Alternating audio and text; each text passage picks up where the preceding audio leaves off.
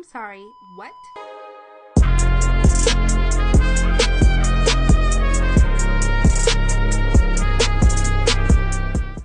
Welcome back to an all new episode of Mondays Are a Mother. I'm your host, Kaylin, and if you're new here, I'm glad you found your way to the space. Before we get started, I want to thank Rad Chat Sounds on Instagram, TikTok, Spotify, and I believe Apple. I have been having equipment issues. Unfortunately, my sound box has gone out completely. There's nothing we could do, and it's common for, I guess, like, these only get 6 months of life. So, with that being said, I was super grateful. He helped me out. He gave me a sound card board thing. But unfortunately, my mics aren't compatible with that. So with that, I decided to just get a wireless mic and strip the audio and hope that this finds everyone so well. I also have to thank Brittany for coming in. Last week, she stopped by. She goes for her live performance this weekend at Sidelines in Ashland City. Don't forget to check that out. She goes also on tour with American Floyd throughout the summer. So if you happen to be a Pink Floyd fan, I was going to say an American Floyd fan, but they're a Pink Floyd cover band. So if you're a Pink Floyd fan, and of course a Brit fan, check that out. She also has her own music on all streaming platforms. Make sure to check her out at Brit with one T, Dewey, Dewey.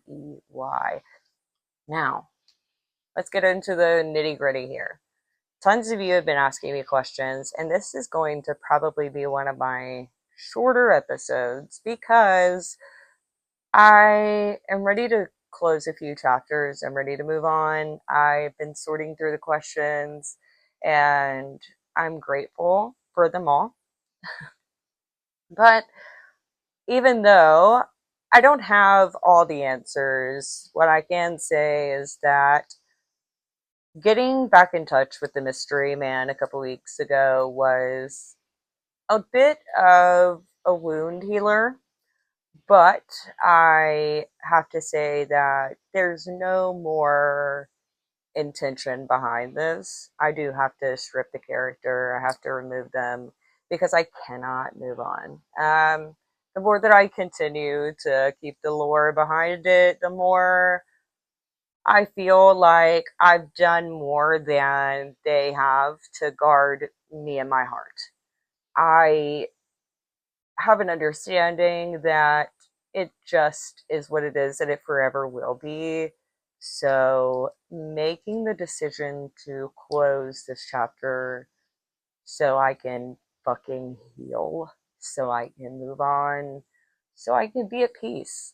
Um, it sucks. It hurts. I I don't really understand why that song, like, you can't always get what you want, but of course, the next line, the bridge. But if you try sometimes, you get what you need. And like maybe I needed it. Maybe I needed the disappointment. And to say that to say that I am unhappy about it, sure. Yeah. But I think that when you are a single mom, you're really used to being hyper independent. You're really used to these things that are disappointments that turn into these learning lessons. And I have to say, I'm grateful that I didn't invest too much of my heart into it because, like I said, I had kind of just given up at this point. But I think with that and closing these chapters, taking this time to heal, because now now that it's closed, it's closed. So for me, it's like there's more possibilities in the future. Does that make sense? Obviously, y'all will answer me in the comments. But I'm grateful to know that no matter what, I chose to be the most genuine that I could be. And I'll forever be the a sweet girl. Like I'll forever be the girl that got away. And although I really don't want that to be my rom com story, for now, it just is what it is. And there's a couple movies that come to mind that, right when the single mom gives up hope in the chapter, she finds our Prince Charming. So I'm keeping my fingers crossed, hopes for the best, and know that my dating series won't end here. I do have a couple contenders lined up for more chapters. Not contenders, actually. That was a little. that was a little too much. I did start putting myself out there a little bit more, and I am excited to see what that brings to me. Do I expect the most? Absolutely, because I give the most. And do I expect do I expect grace and forgiveness in the same way that I give it? 100%. I know not everyone's perfect because I'm not perfect. My mind is messy. My attitude is outrageous. I talk like a fucking Gallagher, and I think I forever will. But that's because men have put me in situations of having to survive like a Gallagher or families. And always being the person that figures it out no matter what. And still, there's this high expectation, there's this high performance bullshit of you have to do this, to do that, to be liked, to have someone help you. And, for me, I am very grateful now that I'm at a point where I have let go of these transactional relationships and just decided that if you can't just show up for me because I'm me and not because what I can do for you, then fuck you. Absolute, the hardest way possible, and dry, if you don't mind. And I know now that there's just value in who I am and not what I can do, not what I can bring to the table because I am the table. And I'll flip it and reverse it sometimes too. But with that, there is a newfound release from closing those chapters. I no longer will entertain anyone that isn't loud about me. And knowing that means that there is sort of a filter of what I will want instead of instead of closing myself off for the future, which I've done too much of. My agoraphobia keeps me inside quite often, and my track record also makes me not want to jump into relationships either. But I know that even though my sanity is literally tap dancing on the rainbow bridge of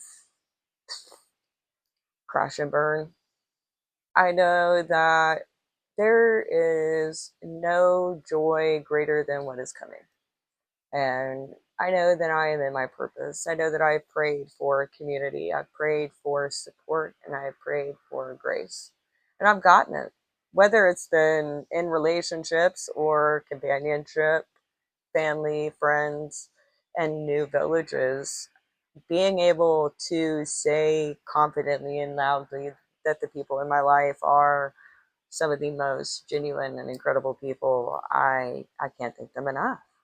I can't thank the support enough. I want to thank everyone for tuning in this week. If you did want to see last week or listen to last week's episode, you're welcome to watch it on YouTube. Unfortunately, like I said, our equipment was just shitty. And I looking into some new equipment, but I got to be honest, I'm feeling like Reba, looking a little bit like her too. For those who are watching at home, I'm a single mom who works 8 jobs, and I'm doing the best I can. But if you or someone you know is wanting to get into audio production, send them my way, or can offer just some help or cool tips, tricks, advice. I do not have a tip of the week this week other than keep showing up for yourself, even when it is hard. I, I got to admit, it's been hard lately. I think it'll always be hard, but it's a good kind. Not the best kind, but a good kind. And also, don't forget, if you know someone who is killing it, crushing it, and just an overall badass, go ahead and click the link in our Instagram and Facebook. Oh, gross. Ah! Click the link in our Instagram and Facebook bio to submit our Badass of the Week segment.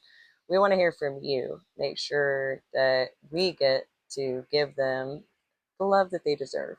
Sometimes people need a little extra shout out or an extra hug.